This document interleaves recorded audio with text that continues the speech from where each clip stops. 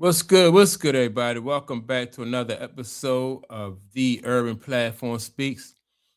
Make sure to like and subscribe as you tune into the channel. Check out the content. And with that being said, man, these the NBA playoffs, man, coming up real soon. I think most teams probably only have like about 2 or 3 games left. Um, so the playoffs is coming up real soon.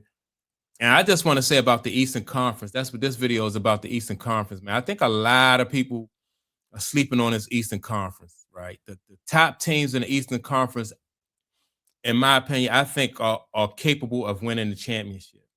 And so when you think about like the Celtics, right? I think they have everything that they need to beat and win a championship. You got Jason Tatum and Jalen Brown. Both of these guys are two-way ball players, right? And that's what you're going to need to beat anybody whoever comes out of the West, because those teams do the same thing. They got guys who play both ways. Jason Tatum, Jalen Brown, both of these guys play both ways, both sides of the court. And they have two dynamic scores, right? Now, when you look at Detroit, Detroit has Cade Cunningham. And Cade Cunningham plays two ways, but I think, in my opinion, I think Detroit needs another guy who can create his own shot. One more guy that can create his own shot. Defensively, I think they're solid. They're exceptional on defense, but they need one more guy like Cade Cunningham who can create his own shot. And that's what I think about them. But I do think that, because of how they play defense, I think it's going to be hard to beat them. Like if they was to get out of the East and go, whoever they see, they're not going to get swept, anything like that. I think that they are really going to be formidable. The Knicks, you know what? The thing about the Knicks is sometimes the big guy don't show up. Karl Anthony Towns don't show up, right? Sometimes he don't show up. But other than that, man, I like the Knicks too. I like Cleveland, Orlando.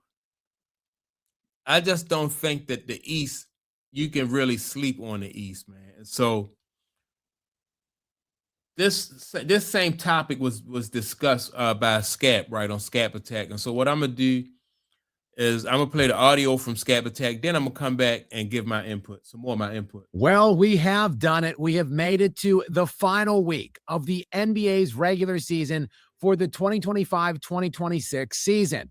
And while things are finally coming into shape in the Western Conference, I mean, the 1 and 2 seeds are all but locked in the Oklahoma City Thunder and San Antonio Spurs, while all of the play-in teams also are locked with just the ordering to be finalized.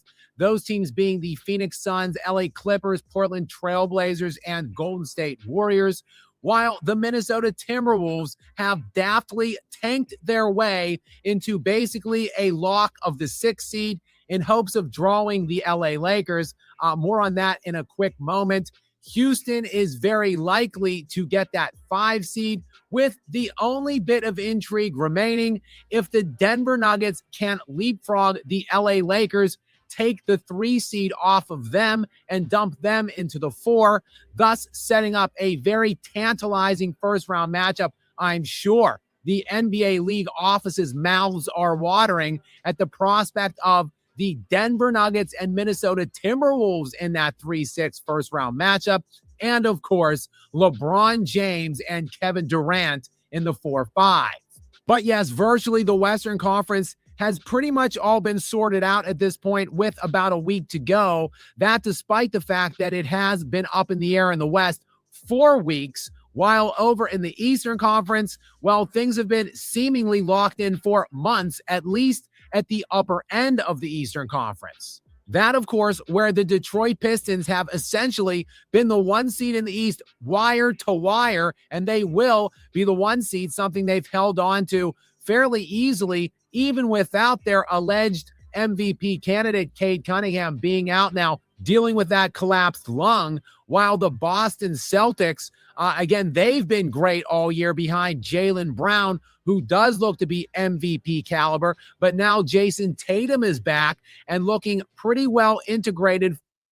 And let me just say about Jalen Brown. Jalen Brown, for this whole season, man, he's been playing out of his mind.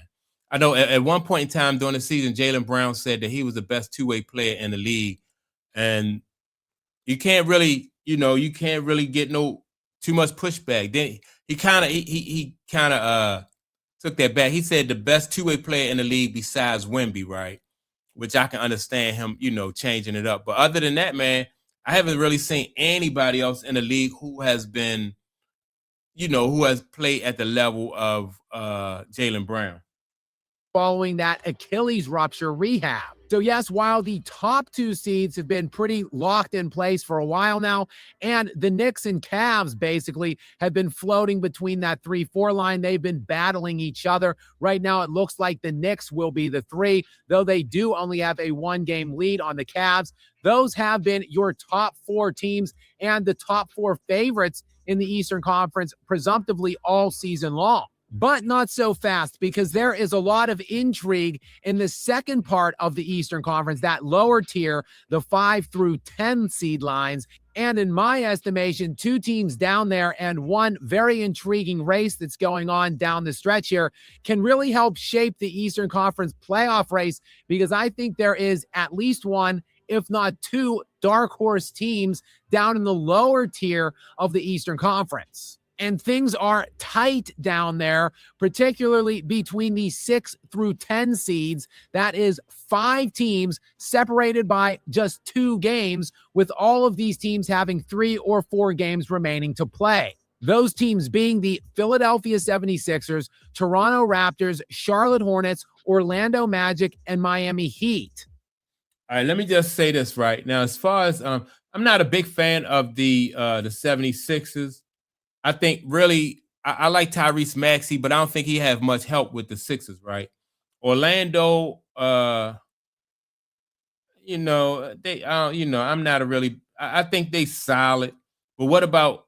I like Charlotte though. I like Charlotte just because if you can get Charlotte to play better defense, I think they're a solid team. Offensively though, they're gonna chalk them up as far as points. They're gonna get their points, but like I said, if you can get Charlotte to play better defense, that guy, the ball kid, his shot selection, I'm not really, he can play, but sometimes his shot selection, to me, sometimes his shot selection is just not all that good. But I like the direction that that Charlotte is going. The Raptors, I haven't really seen too much of the Raptors.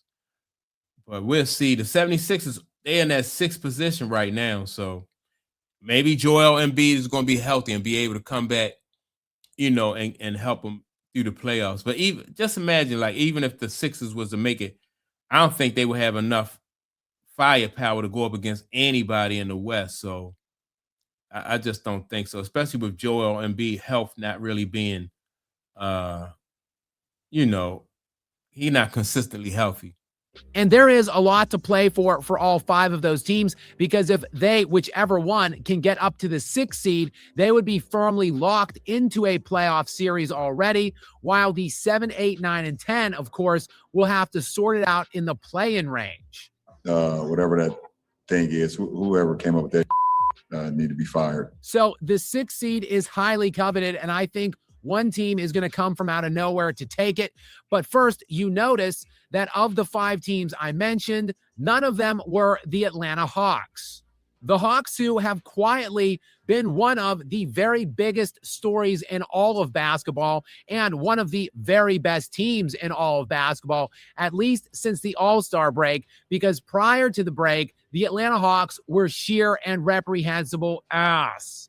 That, of course, is when they were just 26-30 for the season and sitting in 10th place in the East, the very last play-in spot at that point. So not very good at all at the All-Star break, which is pretty solidly into the NBA season. A lot of people think of the All-Star break as like the midway point. It's not. It's basically like 65% of the way through the NBA season. So at the 65% mark, the Atlanta Hawks look to be a trash team. But since the All-Star break concluded, in the now 22 games that they have played over that span of time, the Hawks are 19-3, while posting the second best net defensive rating league-wide over that span of time, second only behind Oklahoma City, and it isn't an outrageous gap between the Hawks and Thunder over that time.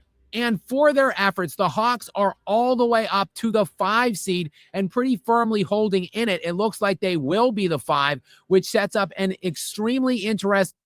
Yeah, see, when it comes to the Hawks, I haven't really seen a lot of the Atlanta Hawks, though, but it looked like they, you know, since they have gotten rid of Trae Young, don't look like they really missed the step. I do want them to, I want to see them in the playoffs, though, to see how they, you know, get a better look at how they respond to some of the better teams in the league, especially in a series situation, whereas though you're going to be facing some tougher defenses, right? So Atlanta, maybe not this year, but maybe for next year, man, they just, you know, look like they gearing up to get better. So that's my take on it. Make sure to like and subscribe to the channel. Also, don't forget to leave a comment, and I'm going to check you all out in the next video. Peace.